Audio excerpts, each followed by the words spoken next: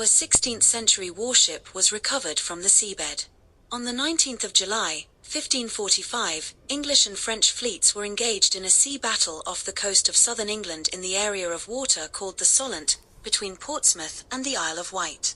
Among the English vessels was a warship by the name of Mary Rose. Built in Portsmouth some 35 years earlier, she had had a long and successful fighting career, and was a favourite of King Henry VIII. Accounts of what happened to the ship vary. While witnesses agree that she was not hit by the French, some maintain that she was outdated, overladen, and sailing too low in the water, others that she was mishandled by undisciplined crew. What is undisputed, however, is that the Mary Rose sank into the Solent that day, taking at least 500 men with her. After the battle, attempts were made to recover the ship, but these failed. The Mary Rose came to rest on the seabed, lying on her starboard, right, side at an angle of approximately 60 degrees. The hull, the body of the ship, acted as a trap for the sand and mud carried by Solent currents. As a result, the starboard side filled rapidly, leaving the exposed port, left, side to be eroded by marine organisms and mechanical degradation. Because of the way the ship sank, nearly all of the starboard half survived intact.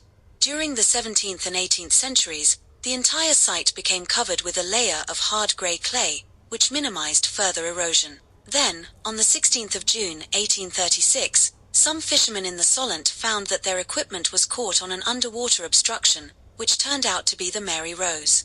Diver John Dean happened to be exploring another sunken ship nearby, and the fishermen approached him, asking him to free their gear. Dean dived down, and found the equipment caught on a timber protruding slightly from the seabed. Exploring further, he uncovered several other timbers and a bronze gun. Dean continued diving on the site intermittently until 1840, recovering several more guns, 2 bows, various timbers, part of a pump and various other small finds. The Mary Rose then faded into obscurity for another 100 years. But in 1965, military historian and amateur diver Alexander McKee, in conjunction with the British Sub-Aqua Club, initiated a project called Solent Ships. While on paper this was a plan to examine a number of known wrecks in the Solent, what McKee really hoped for was to find the Mary Rose. Ordinary search techniques proved unsatisfactory, so McKee entered into collaboration with Harold E. Edgerton, professor of electrical engineering at the Massachusetts Institute of Technology. In 1967, Edgerton's side-scan sonar systems revealed a large, unusually shaped object, which McKee believed was the Mary Rose. Further excavations revealed stray pieces of timber and an iron gun. But the climax to the operation came when, on the 5th of May, 1971, part of the ship's frame was uncovered. McKee and his team now knew for certain that they had found the wreck, but were as yet unaware that it also housed a treasure trove of beautifully preserved artifacts. Interest carried in the project grew, and in 1979, the Mary Rose Trust was formed, with Prince Charles as its president and Dr. Margaret Rule its archaeological director.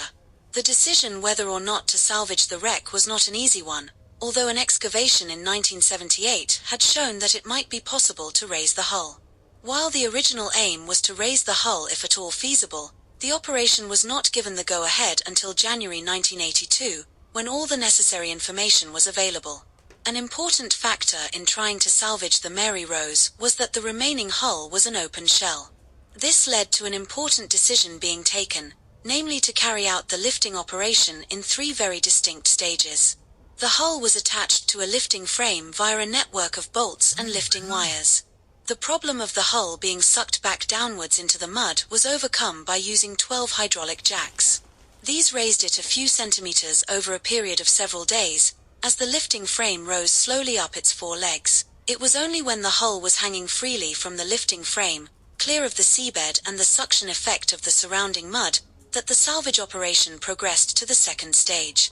In this stage, the lifting frame was fixed to a hook attached to a crane, and the hull was lifted completely clear of the seabed and transferred underwater into the lifting cradle. This required precise positioning to locate the legs into the stabbing guides of the lifting cradle. The lifting cradle was designed to fit the hull using archaeological survey drawings, and was fitted with airbags to provide additional cushioning for the hull's delicate timber framework. The 3rd and final stage was to lift the entire structure into the air, by which time the hull was also supported from below.